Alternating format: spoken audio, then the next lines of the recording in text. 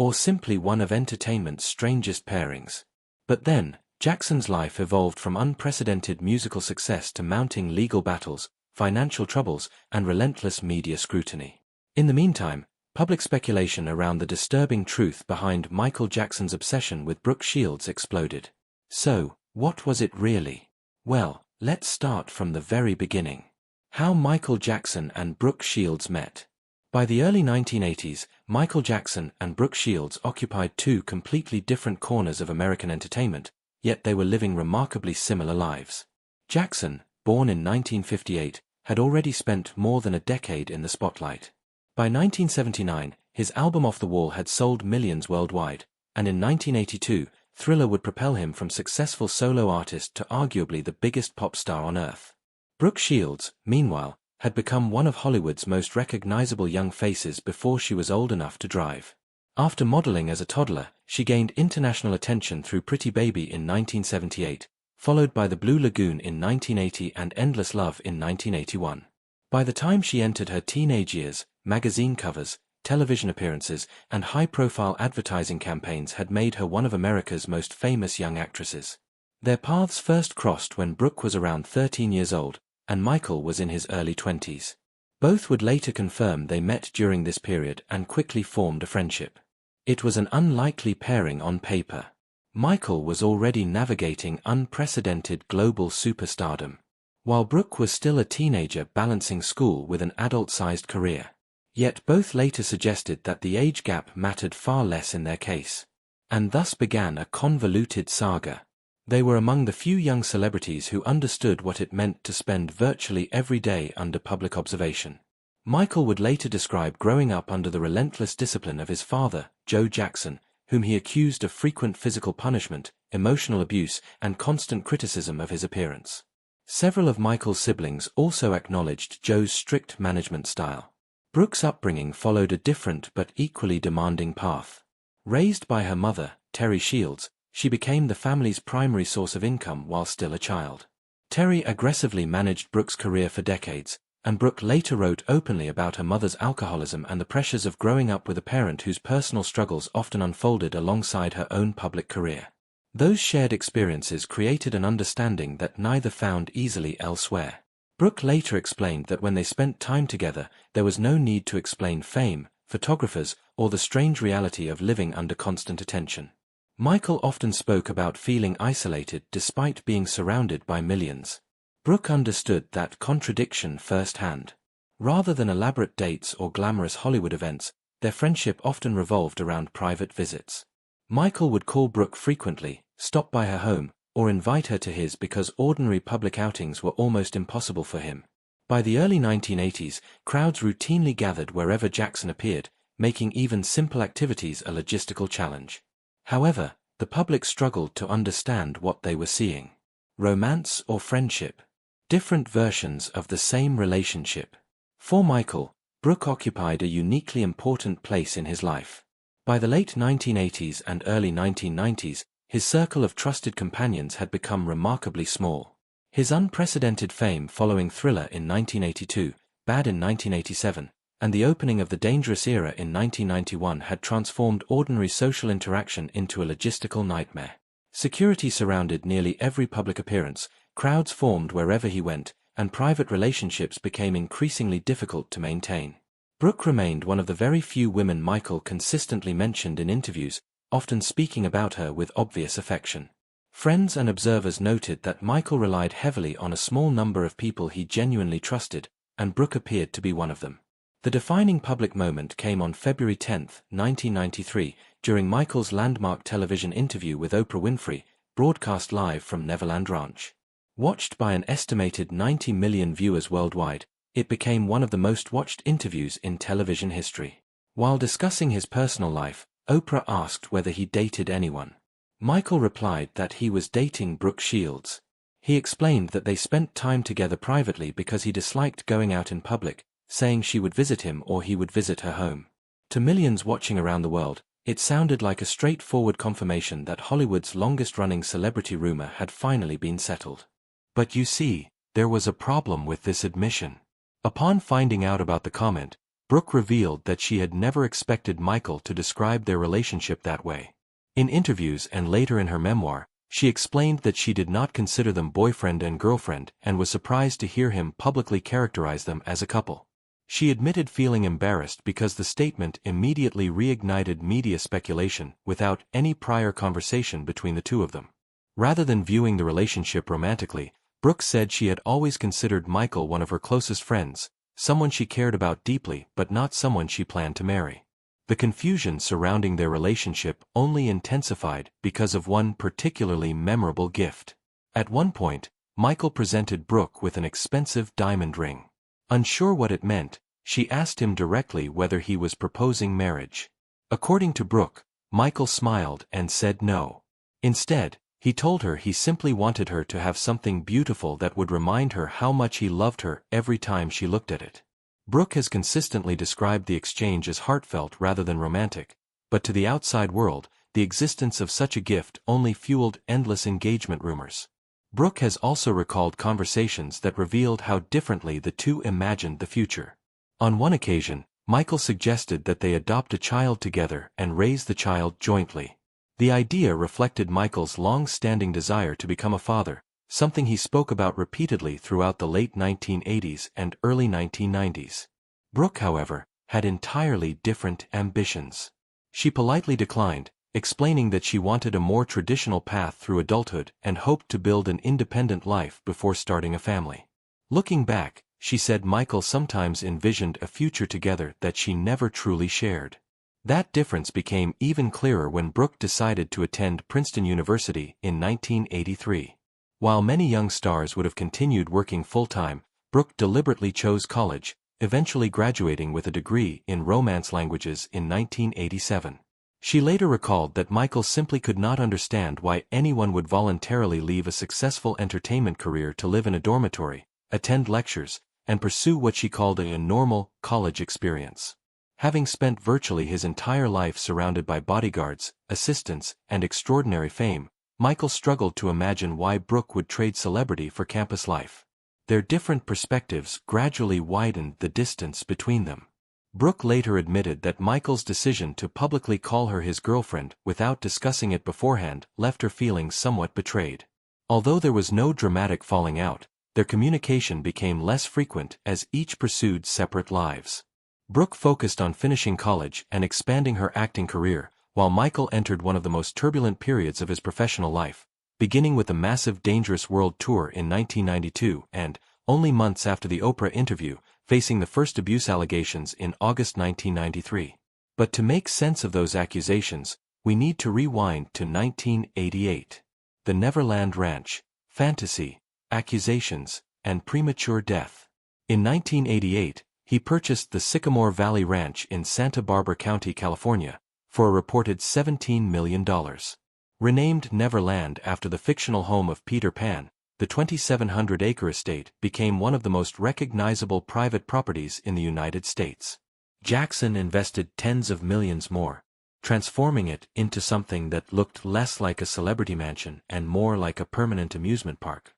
The grounds featured a Ferris wheel, roller coaster, carousel, bumper cars, miniature railway, movie theater, landscaped gardens, and a private zoo housing elephants, giraffes, exotic birds, and other animals. Hidden behind security gates near the small community of Los Olivos, Neverland reflected Jackson's lifelong desire to recreate the childhood he believed fame had taken from him. For several years, Neverland symbolized generosity and escapism. Jackson frequently invited seriously ill children and disadvantaged families to visit the property free of charge. However, the openness that helped define Neverland also made it the focus of increasing public scrutiny. By the early 1990s, Jackson was arguably the world's biggest entertainer. Thriller had become the best-selling album in history, Bad and Dangerous had produced multiple international hits, and his 1991 music video for Black or White attracted one of the largest television audiences ever for a music premiere. Yet within months, the image of Neverland as a fantasy playground would be overshadowed by serious allegations. In August 1993, 13-year-old Jordan Chandler accused Jackson of abuse. The allegations emerged after disputes involving Jordan's father, Evan Chandler, and quickly escalated into parallel criminal and civil proceedings. Investigators from the Los Angeles Police Department and the Los Angeles County District Attorney's Office executed search warrants at Jackson's residences, including Neverland Ranch, collecting photographs, documents, and other evidence. The investigation dominated international headlines for months, transforming Jackson from an untouchable superstar into the subject of one of the most closely watched criminal inquiries in entertainment history. Despite the extensive investigation, prosecutors did not file criminal charges. Investigators cited insufficient evidence to prove the allegations beyond a reasonable doubt. The civil case, however, continued. In January 1994, Jackson reached a confidential settlement with the Chandler family that was widely reported to be between $15 million and $20 million. The agreement contained no admission of liability or guilt, and Jackson consistently denied every allegation against him. Jackson attempted to address the crisis publicly. After the allegations emerged, he issued televised statements denying wrongdoing and describing himself as the target of false accusations. His public appearances became increasingly rare, interviews became carefully controlled, and security around his personal life intensified. Although he continued recording music and making occasional appearances, the relationship between Jackson and the media had fundamentally changed. Nearly a decade later, Jackson found himself facing an even greater legal challenge. In 2003, British journalist Martin Bashir released the documentary Living with Michael Jackson, filmed largely at Neverland Ranch. During the broadcast, viewers watched Jackson holding hands with 13-year-old cancer survivor Gavin Arvizo while discussing his belief that sharing his home with children was an expression of kindness rather than something inappropriate. The documentary generated immediate controversy. Within months, the Arvizo family alleged that Gavin had been abused. In November 2003, prosecutors in Santa Barbara County charged Jackson with multiple criminal offenses, including lewd acts upon a minor, administering alcohol to a minor, conspiracy, and false imprisonment. The prosecution, led by District Attorney Thomas Sneddon, argued that Jackson and members of his staff manipulated the Arvizo family after the Bashir documentary damaged his public image. Prosecutors alleged that the family was pressured to appear in a rebuttal video defending Jackson and that they were effectively prevented from leaving Neverland during this period. Jackson's defense was led by veteran attorney Thomas Mesereau, who highlighted inconsistencies in witness testimony, challenged the prosecution's timeline, and introduced evidence showing that the Arvizo family had traveled away from Neverland during periods when they claimed to have been confined. Former Neverland employees testified that the family had freedom of movement, while travel records and photographs were presented to dispute claims that they had been held against their will. The trial, held in Santa Maria, California, lasted nearly 6 months and attracted worldwide media attention. The defense argued that the prosecution had failed to produce reliable physical evidence supporting the charges. After months of testimony and approximately 32 hours of jury deliberations, the verdict arrived on June 13, 2005. Jackson was acquitted on all 14 counts. The acquittal ended the criminal case but did not restore Jackson's finances or public standing. His legal defense cost tens of millions of dollars, and years of declining touring revenue, loans secured against valuable assets, and the ongoing expense of maintaining Neverland left him under severe financial pressure. Estimates at the time placed his debt between $400 million and $500 million. To address mounting financial obligations, Jackson announced the This Is It concert residency at London's O2 Arena in March 2009. Originally planned for 10 concerts, overwhelming demand expanded the schedule to 50 sold-out performances, representing what was expected to be the largest commercial comeback of his career. That comeback never happened. On June 25, 2009, just weeks before rehearsals were due to culminate in the opening performance, Michael Jackson died at the age of 50 from acute propofol and benzodiazepine intoxication at his rented home in Los Angeles. His death abruptly shifted attention from debt and legal controversy to the administration of one of the most valuable entertainment estates in history. Executors John Branca and John McClane restructured the estate's finances, expanded licensing agreements, and developed new revenue streams through posthumous albums, documentaries, and partnerships such as Cirque du Soleil's Michael Jackson, The Immortal World Tour, and Michael Jackson 1. Forbes would later rank Jackson among the world's highest-earning deceased celebrities for multiple consecutive years. Debate surrounding Jackson, however, did not end with his death. In 2019, director Dan Reed released the documentary Leaving Neverland, featuring detailed allegations from Wade Robson and James Safechuck. The documentary premiered at the Sundance Film Festival before airing on HBO in the United States and Channel 4 in the United Kingdom, reigniting global debate over Jackson's legacy. The Michael Jackson estate rejected the allegations, emphasized Jackson's 2005 acquittal, criticized the documentary's methodology, and pursued legal action against HBO.